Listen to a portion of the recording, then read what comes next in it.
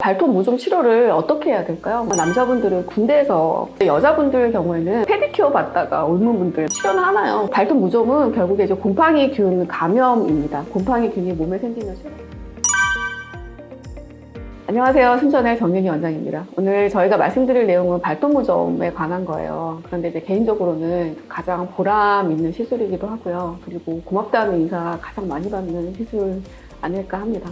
발톱 무좀 치료가 잘 안 되잖아요. 그래서 뭐 약도 먹어보고 뭐 이것도 해보고 식초물에 발도 담가보고 그리고 최종적으로 병원에 오시게 되는 것 같아요. 오늘은 발톱 무좀의 가장 흔한 질문들하고 어떤 식으로 치료하는지 말씀드리도록 하겠습니다.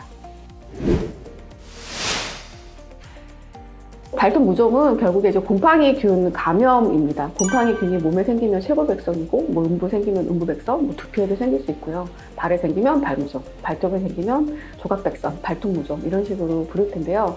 이 곰팡이균이 어디선가 나한테 온 거예요. 내가 만졌을 수도 있고, 누군가한테 옮았을 수도 있고, 그 균이 내 몸에 살면서 이제 증상을 나타낸 거라고 할 수 있겠습니다.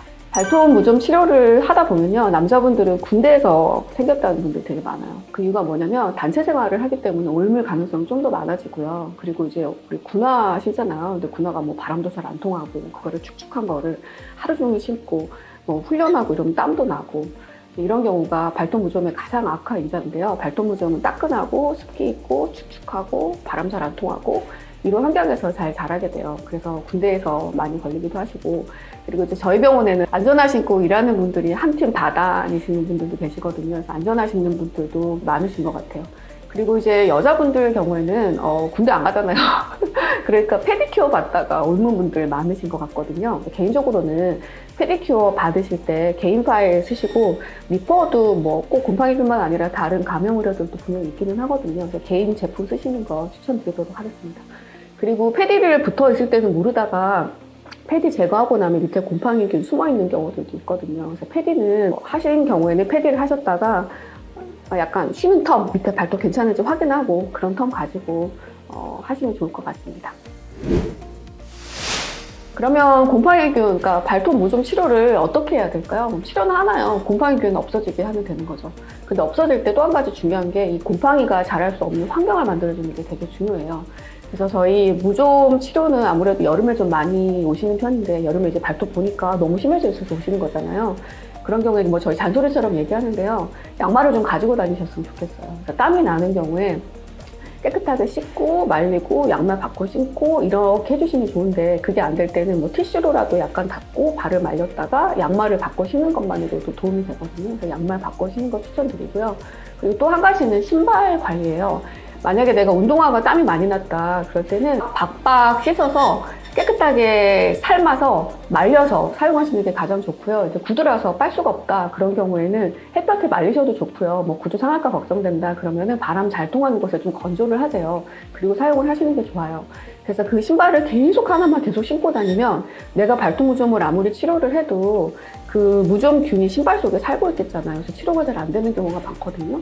그래서 아무래도 신발을 똑같은 거 계속 신지 마시고 번갈아서 신는 게 좋고요. 그리고 또 한 가지는 약국 가면 뿌리는 무좀약이 있어요. 그 무좀약을 신발 안쪽에 뿌려가지고 사용하시는 걸 추천드리겠습니다.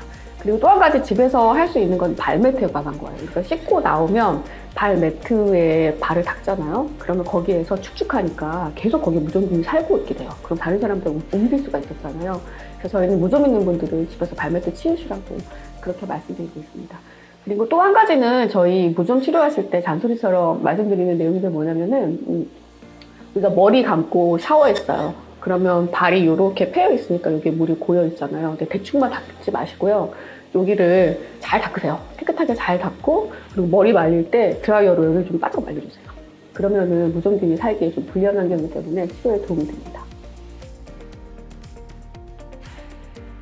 그러면 발톱 무좀인지 아닌지 물어보러 오신다는 분들도 되게 많은데요. 사실은 진료 많이 하는 의사라면 발톱 무좀 딱 보면 알아요. 근데 뭐 대략적인 특징 궁금하시다고 하면 일단 발톱이 모양이 약간 변해 있고요. 두꺼워져 있어요. 그리고 색깔이 뭐 진한 경우들도 있고, 그리고 뭐 하얗게 변하거나 누렇게 변하거나 그런 경우들도 있고요.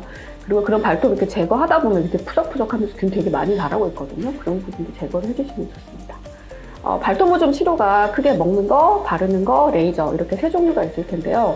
먹는 약도 여러 종류가 있어요. 크게는 매일 먹는 거, 한 달을 기준으로 했을 때 일주일 먹고 3주 쉬는 거, 그리고 일주일에 한 번씩 먹는 거, 이런 식으로 약들 특징이 있는데요.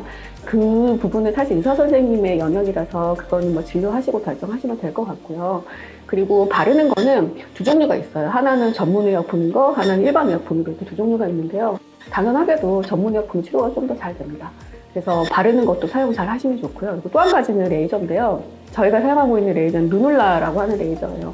이거는 발톱을 이렇게 기계에 넣고 있으면 그 레이저가 막 돌아가거든요. 그래서 발톱 전체, 그리고 저희 루눌라 발가락 사이에도 하면 발가락 사이 무좀도 좋아지시고 해요. 그래서 이 루눌라를 쬐는 걸로도 치료가 됩니다. 그런데 문제는 뭐냐면요. 루눌라 레이저의 파장대가 400대하고 600대거든요. 400대 파장은 짧아서 깊이 들어가지가 않아요. 근데 아까 제가 말씀드린 것처럼 발톱 무좀이 여기 얇게 있는 게 아니라 두껍게 있잖아요. 그럼 침투를 못하게 돼요. 그래서 저희 같은 경우에는 어떤 식으로 해드리냐면 일단 이 곰팡이가 먹은 이놈을 다 제거를 합니다. 발톱 다 빼진 않아요. 그런데 발톱 제거를 하고 나서 레이저가 잘 들어갈 수 있도록 해주거든요. 그래서 오늘 그 부분 말씀드리도록 하겠습니다. 여기 발톱은 사실은 다 들려가지고요. 여기가 다 먹어 있더라고요. 이분도 보시면 발톱이 여기가 되게 심한 편이에요. 안쪽까지 이렇게 바스라지는 그런 상태셨고, 이분도 여기 갈아내고 레이저 쳤어요. 쇠발톱 난 거 보이실 거예요. 최종적으로는 이렇게 쇠발톱이 이렇게 자라나게 되면은 치료가 종결이 됩니다. 그리고 이렇게 눈이 두사경을 이렇게 드러냅니다. 보이시죠? 이렇게 두꺼워져 있어요. 이 부분 제거를 하고요. 그리고 이렇게 하나하나 꼼꼼하게 다 제거를 합니다.